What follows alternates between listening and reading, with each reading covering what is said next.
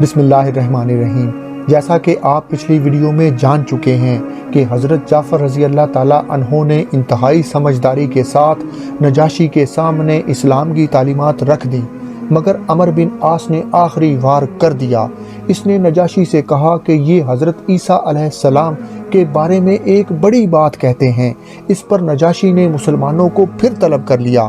اس دفعہ مسلمانوں کو گھبراہٹ تو ہوئی، مگر انہوں نے طے کیا کہ سچ ہی بولیں گے، چاہے اس کا نتیجہ کچھ بھی ہو جائے۔ حضرت جعفر رضی اللہ تعالیٰ عنہ نے فرمایا کہ ہم عیسیٰ علیہ السلام کے بارے میں وہی بات کرتے ہیں جو ہمارے نبی صلی اللہ علیہ وآلہ وسلم لے کے آئے ہیں، یعنی حضرت عیسیٰ علیہ السلام اللہ کے بندے اور اس کے رسول ہیں، اس کی روح اور اس کا وہ کلمہ ہے جسے اللہ نے کواری پاک دامن حضرت مریم علیہ السلام کی طرف القاء کیا تھا۔ اس پر نجاشی نے زمین سے ایک تنکا اٹھایا اور بولا، خدا کی قسم جو کچھ تم نے کہا ہے، حضرت عیسیٰ علیہ السلام اس سے اس تنکے کے برابر بھی بڑھ کر نہ تھے۔ نجاشی نے مسلمانوں سے کہا کہ جاؤ، تم لوگوں کو میری امان ہے، جو تمہیں گالی دے گا اس پہ تاوان لگایا جائے گا۔ مجھے گوارا نہیں کہ تمہیں ستاؤں، چاہے مجھے اس کے بدلے سونے کا پہاڑ کیوں نہ مل جائے۔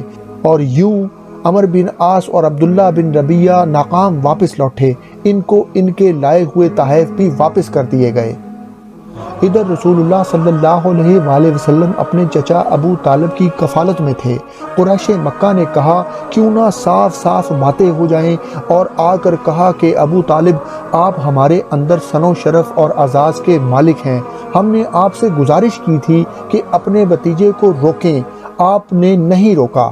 آپ یاد رکھیں کہ ہم یہ برداشت نہیں کر سکتے کہ ہمارے آباء و اجداد کو گالیاں دی جائیں اور ہماری عقل و فہم کو حماقت زدہ قرار دیا جائے، ہمارے خداؤں کی عیب چینی کی جائے۔ آپ ان کو روکیں، ورنہ ایسی جنگ چھیڑیں گے کہ ایک فریق کا صفایا ہو جائے گا۔ ابو طالب پر اس زوردار دھمکی کا بہت اثر ہوا اور انہوں نے رسول اللہ صلی اللہ علیہ وآلہ وسلم کو بلا بھیجا۔ بھتیجے، تمہاری قوم کے لوگ میرے پاس آئے تھے اور ایسی ایسی باتیں کہہ گئے ہیں، اب مجھ پر اور خود پر رحم کرو اور اس معاملے پر مجھ پر اتنا بوجھ نہ ڈالو جو میرے بس سے باہر ہے۔ یہ سن کر رسول اللہ صلی اللہ علیہ وآلہ وسلم نے سمجھا کہ اب آپ کے چچا بھی آپ کا ساتھ چھوڑ دیں گے اور وہ بھی آپ کی مدد سے کمزور پڑ گئے ہیں، اس لیے فرمایا، چچا جان، خدا کی قسم، اگر یہ لوگ میرے داہنے ہاتھ میں سورج اور بائیں ہاتھ میں چاند رکھ دیں، میں اس کام کو اس حد تک پہنچائے بغیر چھوڑ دوں کہ یا تو اللہ اسے غالب کر دے، میں اسی راہ میں فنا ہو جاؤں تو نہیں چھوڑ سکتا۔ اس کے بعد آپ کی آنکھیں اشک بار ہو گئیں، آپ رو پڑے اور اٹھ گئے۔